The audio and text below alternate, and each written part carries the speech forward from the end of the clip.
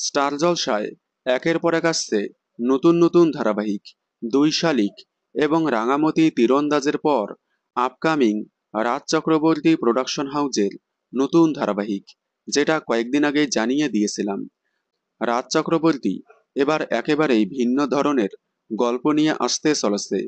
আগেই বলেছি, ধারাবাহিকে প্রধান নায়কের ভূমিকায় দেখা যাবে জনপ্রিয় অভিনেতা সুস্মিত মুখার্জিকে এবং নায়িকার ভূমিকায় দেখা যাবে জনপ্রিয় অভিনেত্রী উষসী রয়কে। উষসী রয় প্রায় 4 বছর পর আবারও সিরিয়ালে কামব্যাক করতে চলেছে।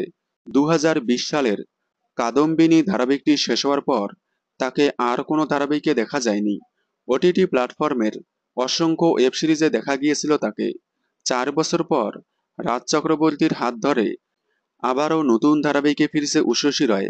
রাজ চক্রবর্তীর আপকামিং নতুন ধারাবাহিক নিয়ে সামনে আসলো বড় খবর।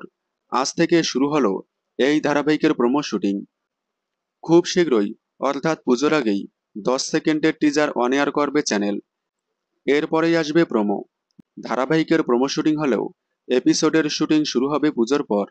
আপনারা উষসী রয় এবং সুস্মিত মুখার্জি অভিনীত নতুন ধারাবাহিকটি দেখার জন্য কতটা এক্সাইটেড কমেন্টে জানাবেন। বাংলা বিনোদনের সকল আপডেট সবার আগে পেতে চ্যানেলটি সাবস্ক্রাইব করে পাশে থাকা বেল আইকনটি বাজিয়ে দিন। ধন্যবাদ।